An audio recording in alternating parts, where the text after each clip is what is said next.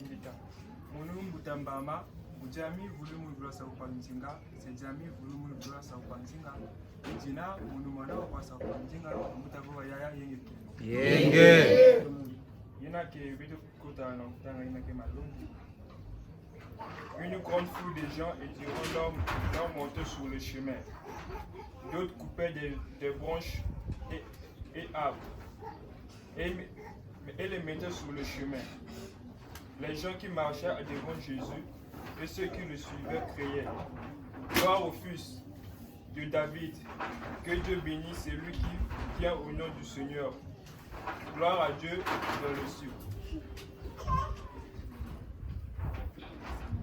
Ingeta, beno bula ngoko sibula. Matendo mungu tukisa kwa. Mibundu nkembo? Kembo. Nkembo kwa batatu wa mpu tulendo nkembo? Kembo. Nkembo kwa fumu nzambe tone mwanda Kongo nkembo? Kembo. Nkembo kwa bakulu banunga yesimbi bebe ncheto Kongo di bonu de balongo nke? Kembo. Matondo mingi malongi betu mekuiza kuwa mutamuntu mekuiza kutangila betu bakena kuzonzila ke babantu mingi telamaka na nzila bayakaka vandi baka ina kile ba branche bavandi tula na nzila bayakaka vandi baka ina kile mandala bavandi tula na nzila. Alors na kati ya bainu abao ndinga vandi basika kweno kilengi mingi samuchi mwana ya David mekukwiza machondo mingi na tata nzambe mpungu tulendo tukuwa mane Ngeta. tukuwa mane Ngeta.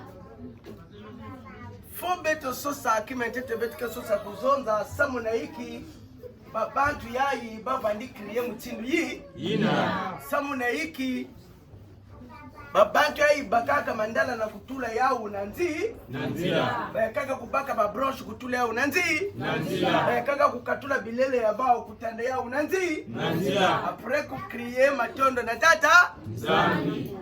tukuba mane Ngeta. fetekese Katu. alors lor betuka kufutuka na manima ya kele mwa histoire kelawa histoire mwezi kelawa lutaka na bwana ya Jerusalem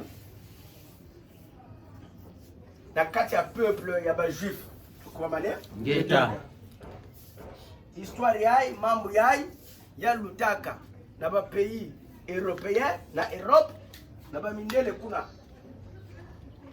na toina prophète Jésus-Christ vandi se manifester ba miracle bana en vikuna kwa mane Ngeta.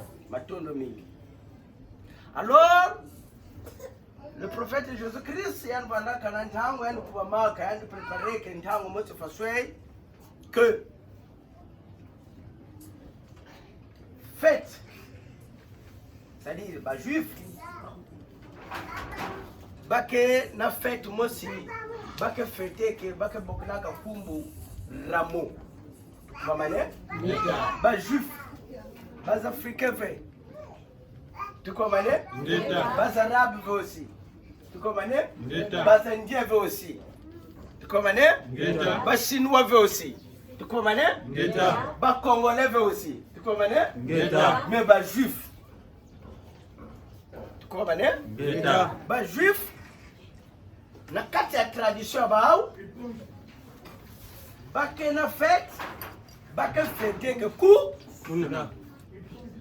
bake na fête bake fête ke na bwala bao kuna na kati ya tradition bao bake bokna ka fête yango kumbu ramo tukuba mane Ngeta. fête yango kumbu Ramo. yake fête ya ba juif fête yango yake na sens bake kumisaka tata nzambi samuti yandi pesaka bao baiti tukomane Ngeta. donc lor betke globe ya unyos yake fête ya bilanga fête ya Bilanga. fête ya baiti fête ya récolte bemekunda benu mase récolter ba fruits ba bima ba tomate bayiki na benu mekunda bema se récolter alors na la fin benu mekusana Fête. fête ya baiti mais plus précisément yake ya kusoma na kati ya Deutéronome to Lévitique 23 du verset 39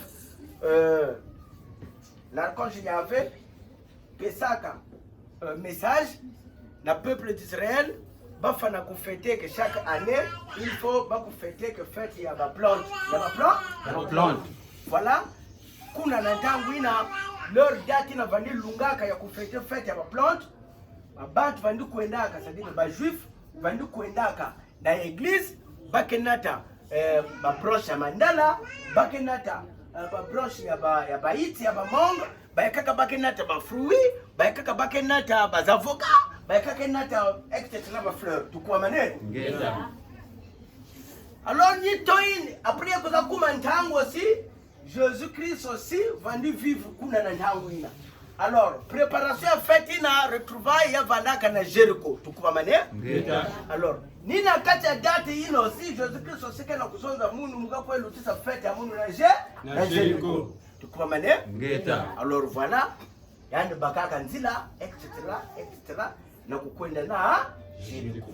Alors na kata ya Jericho kuna na kata ya Jerusalem kuna ya vandaka na peuple juif vanda kuna ba wanza ukeno Jésus Christ kena kukwiza Jésus Christ kena kukwiza il fallait que ba kwenda kubwaba na yandi parce que ya vandaka na babantu ya kaka vandaka na fête ina ba vanda ve ba juif même ba vandi se poser dia ka ba question oh, mais ina nani kena kukwiza zama bonga Wasa. ba vandi futul ba okeno mwana David kena kukwiza prophète ya malumalu bika tata ndama mpungu kembo so tukwa mane Ngeta. voilà Jésus-Christ kotaka na ndoto ya Jericho alors ba juif ba papa ina vanda kuna ba juif na ba mama ina vanda kuna ba juif ba yakaka baba kaka ba mandala ina net par exemple ba mandala yai baba kaka ba mandala yai kutanda yao na nzila ba yakaka kukatula bilele ya bao kutula yao na nzila ba kaka kupaka ba brosha baiti kutula na nzila afoko yani tambula na zula ya parce que yani ke mfumo ya ba tukwa mane Ngeta. zabo bonga Wasa. Beno landa malongi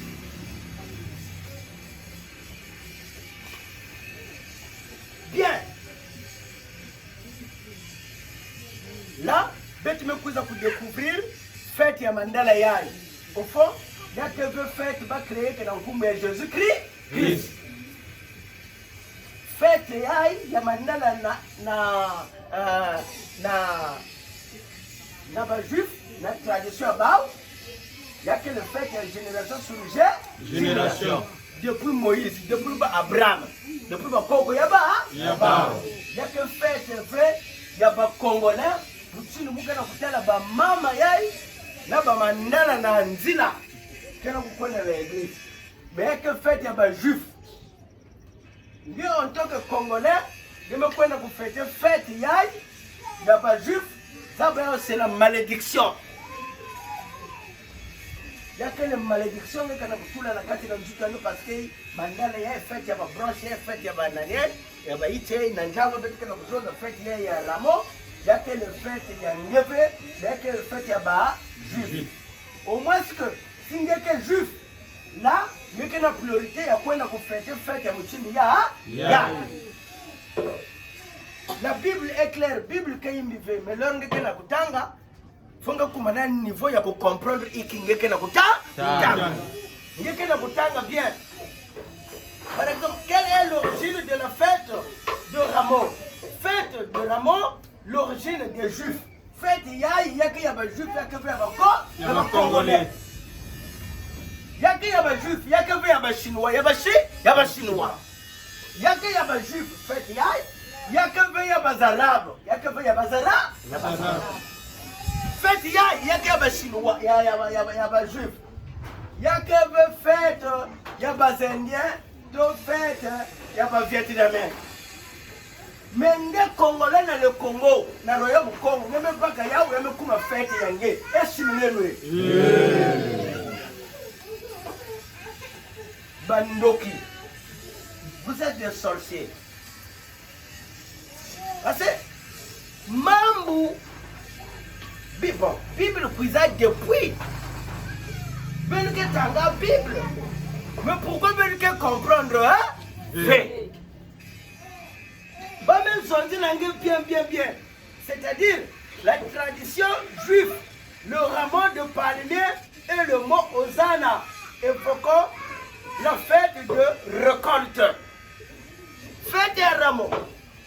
Nankumbula belika Hosanna moina ya basika yake ya depuis. Bavandi apprécier, bavandi crier que moina ninkangu na bavandi salaka fête ya rameau. Na kutonda tatanzame parce que bame kusala bilanga.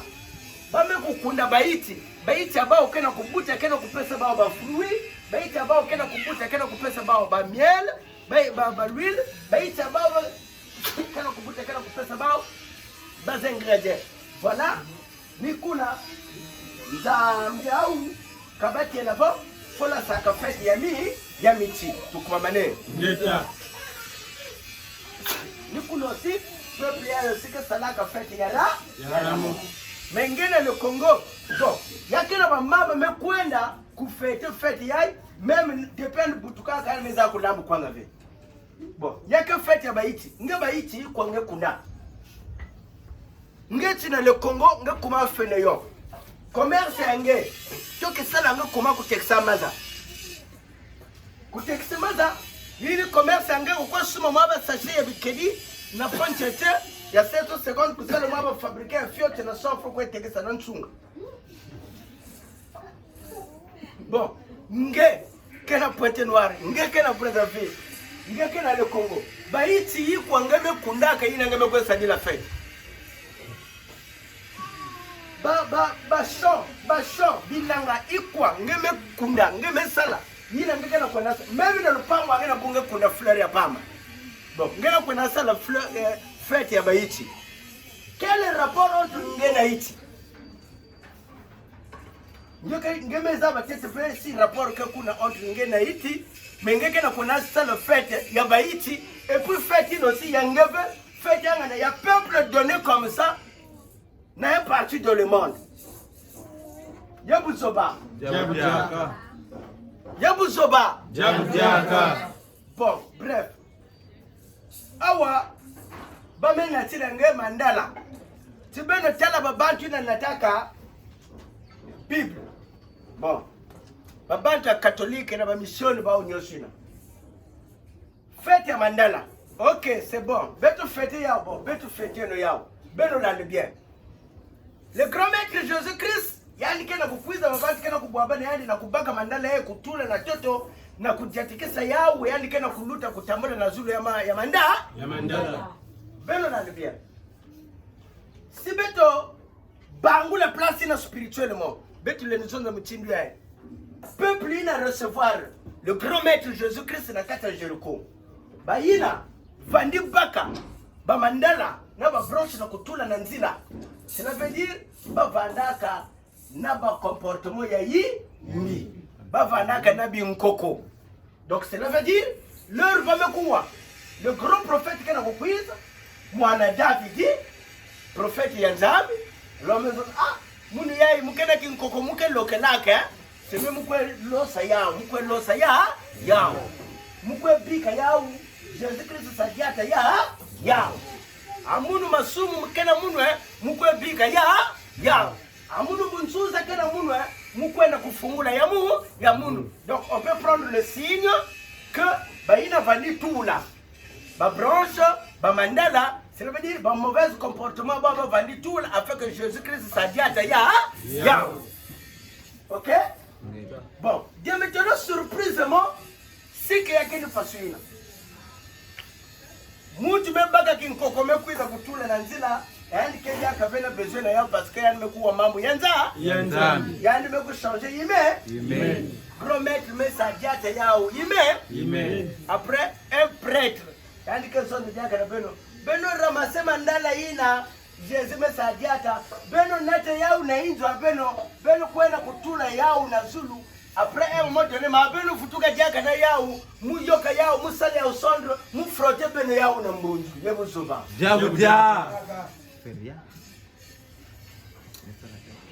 uba una Wena meso. mengele bakina kutropenge ngekena meso ngena zabadeza wafa so mandala yai betu mekunata afeke mfumu luta na yao betu me déposer après à la fin le grand maître dit yine kena kutwadisa ngina ono beno baka bamipelo nfasuma kesala beno baka mandala yina na kunata na inzo na kwetula yao na hii Na inzo. après à la fin beno kena tajaka yao muyoka yao mufrote beno yao na figure tukuma mane Ngeta.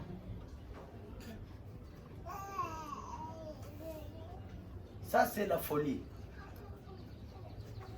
L'église chrétienne là, l'église catholique là, bah il kena kufisala ba cérémonie samu, kena kufisala ba cérémonie ya mandala yai. Na betu ba congolais, pendant ce betu ka betu ba juif, betu ka betu ba congolais, ba kena mission. Ba kena mission ya ku détruire betu spirituellement. Kwa maana Ngeta. bon, na kati ya tradition betu, to na kati ya coutume betu, to na kati ya culture betu. Singeme kutela na nzila ngeke na kutambula ngeme tela na nzila bame kukanga dingala, ça veut dire quoi?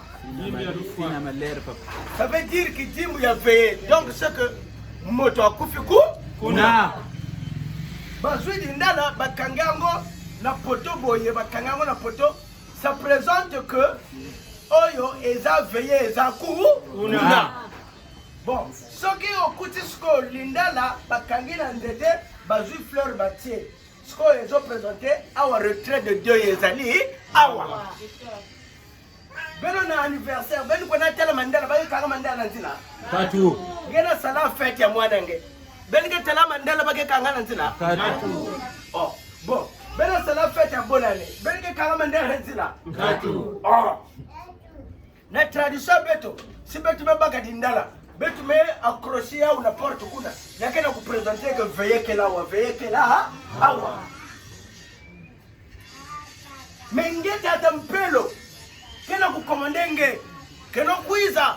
Ngemu congolais kuiza. Kufete fete ya betu ba juif. Beno nati mandala.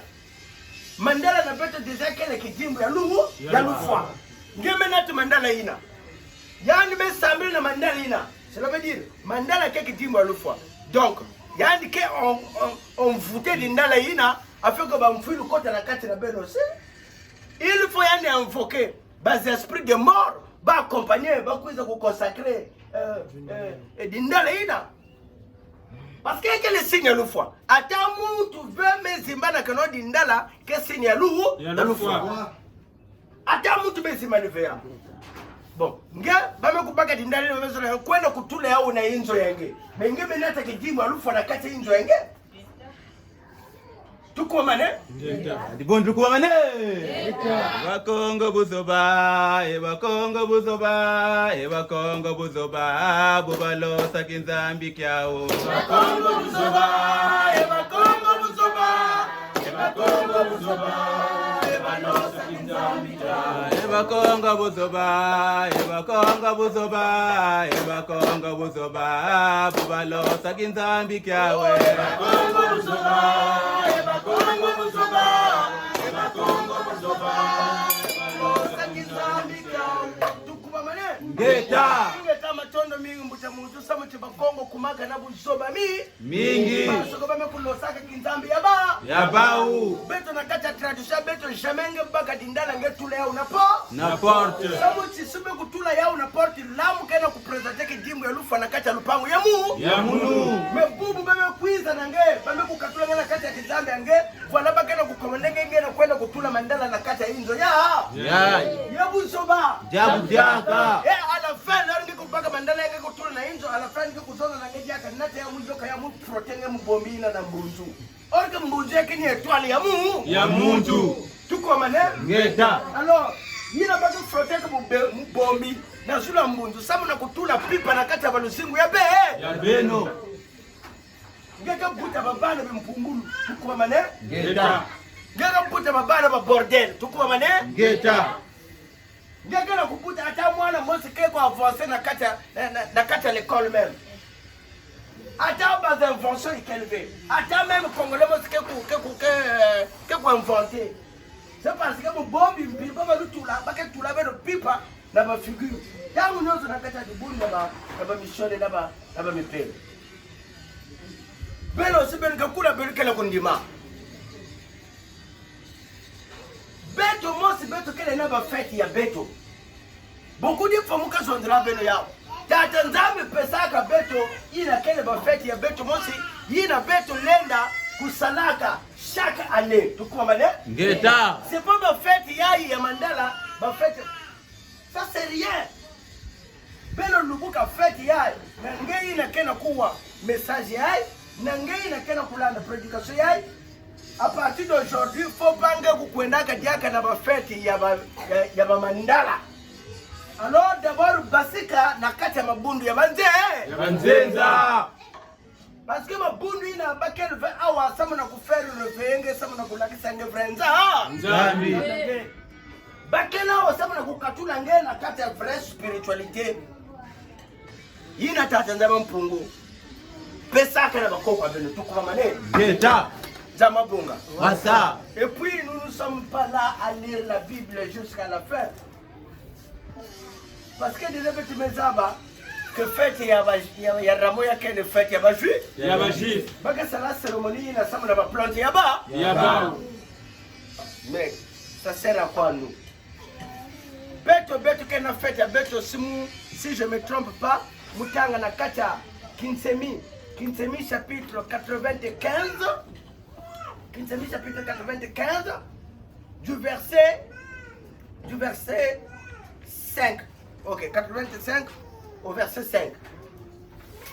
Kinsemi 95 au verset 5. Beto mosi tata nzame mpungu pesaka beto ba fête ina beto la fête. Beaucoup de fois muko prêcher que beto ya. Tu comprends? Ngeta Kinsemi 95 du verset 5. Ya niveau mfukamfu luna kembela nkembo mitatu nyenene miakimpeve nkembo wabakuluba mwela Kongo nkembo wabatatu bampungu tulendo ye nkembo wankangwa Kongo tukwamane Ngeta landi lapo yandi watoma dosikidike savo vo mivu makumaya yevwa bumimeni vyoka wa makumatanu luna sadisanga nkembo wanene wantangu ya nene ya zitalianza tukwamane Ngeta cela veut dire après 40 ans il faut bien que salaka fête ya nene c'est-à-dire le beto mosi après 40 ans beto fana que salaka fête ya nene ya soleil tukwamane Ngeta fête ya tete beto ba congolais yina c'est-à-dire fête ina tata na mpungu pesaka na beto yina beto lendo fêteke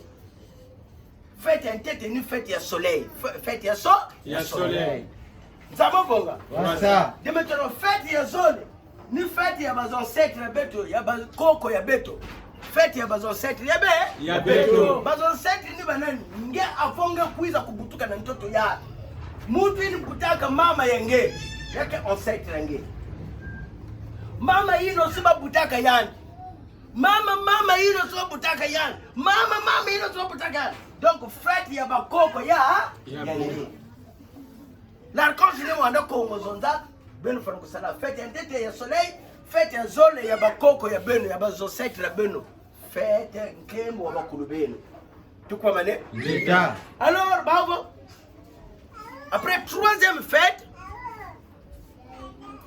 nkembo wa batatu bampungu tulendo troisième fête yina betu me kulunga na kusala fête ya tata nzambe mpungu tulendo parce que ni yandu wasema zulu yento nyani salaba iti nyani salaka maza nyani salamu pepe nyani salamu bimenyoso donc betu fana kusala fête spéciale samuna ya na yandi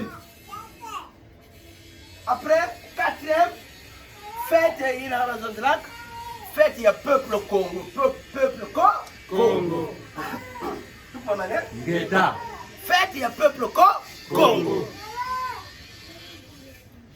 beto que le peuple beto me kulunga na kusalaka ba fête aussi na kasi na beto mosi tukomane Ngeta et puis ba fête ina c'est bien expliqué iki na iki benu lenda kuja iki na iki benu lena kunwa tukwa mane Ngeta.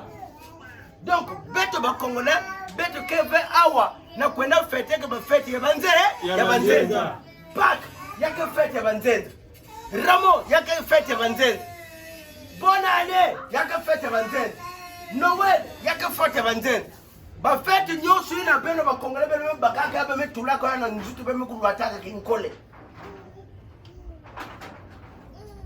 tukwa mane Ngeta. sadi na ile ngeke na kuwa predication il faut ngenwana ngekwenda katula ngekwenda katuka kama lembe malembe parce que singeme katuka ve nge continue kaka ngeke tela tangu ina bakena kuzonzela kwa tulendoke na bukwiza tu seras frappé nzamba bonga Wasa. tu seras frappé ngeke zo ata ediko sipe na tangu ina tangu lemvo ya manisi tangwa lemvo ya manese mu makanda mabantwe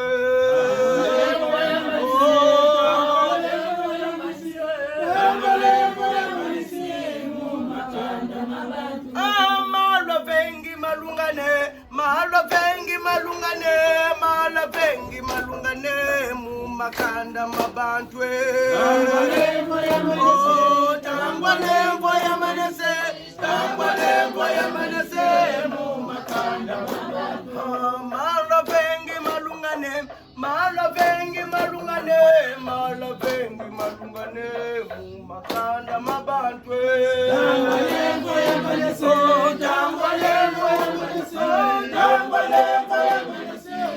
makanda mabantwe ingeta na kuiza kumanisa malonga ya beto cela veut dire kunza munu ya luzolo fête ya ramoyai yake me fête ya beto kidimbu ya mandala yake le kidimbu ya lu donc à partir d'aujourd'hui singeke sambana na tata mpelo babimi ka zolo muna pesange katuka ange na mpelo kwenda kusabila jaka ve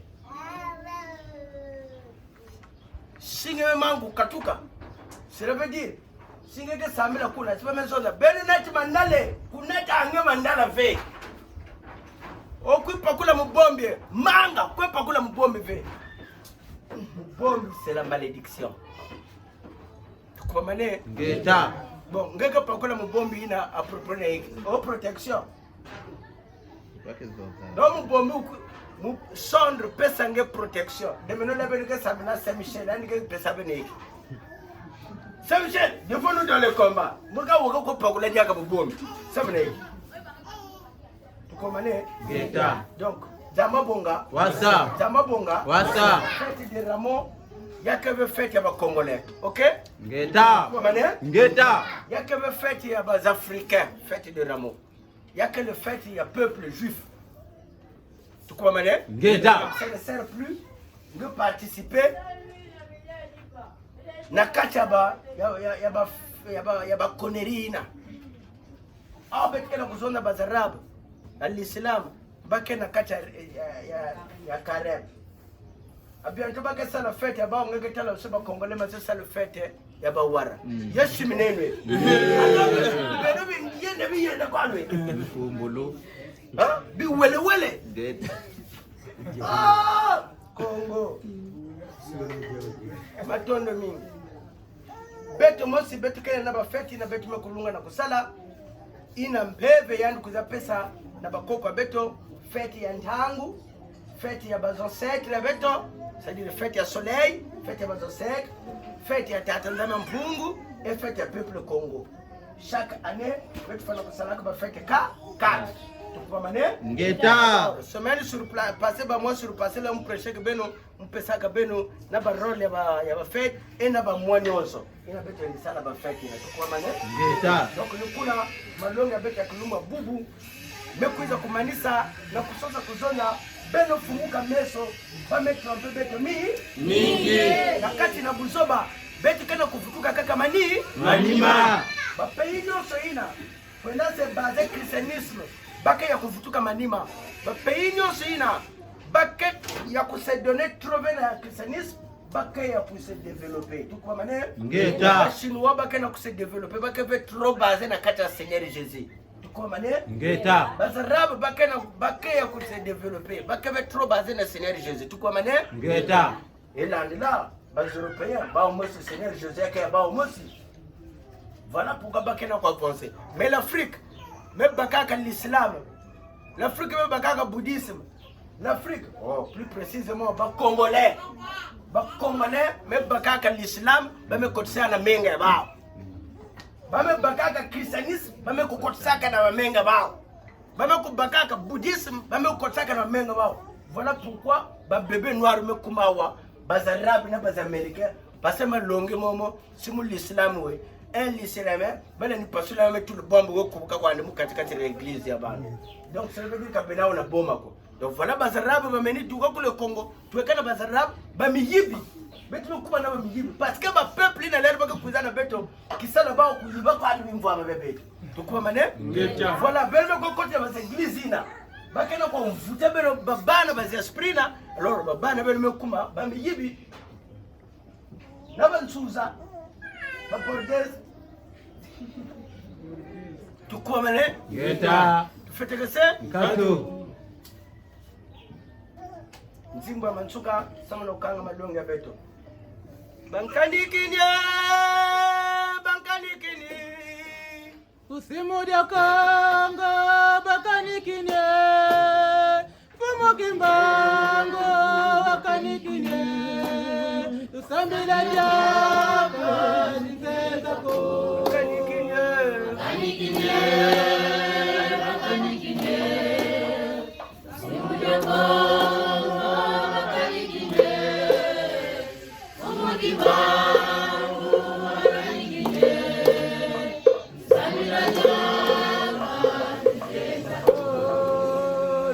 mabondo mamindele lukota mabondo masilulu fumo kimbangu akanikile usambila jaka jinteza ko akanikile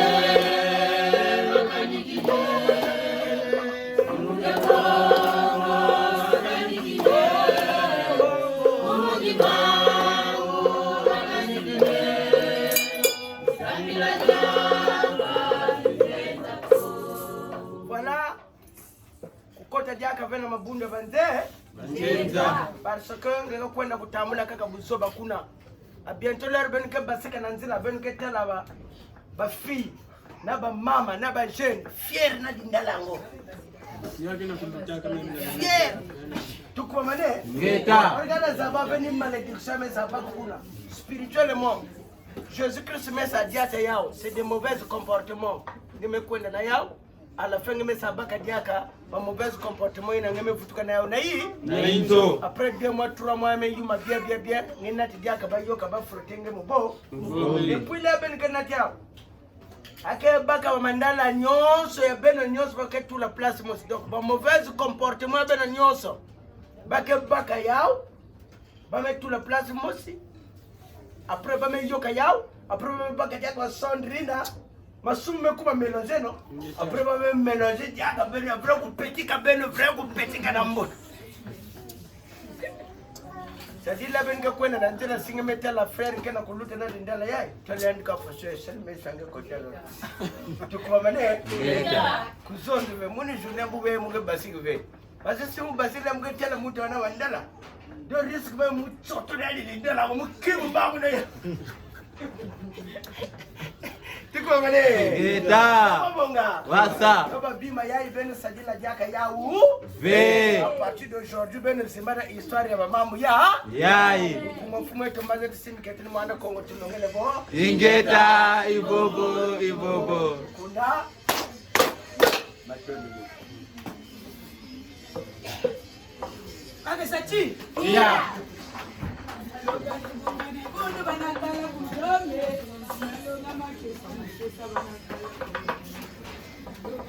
Miloni banakala kutome nani kwani mubenu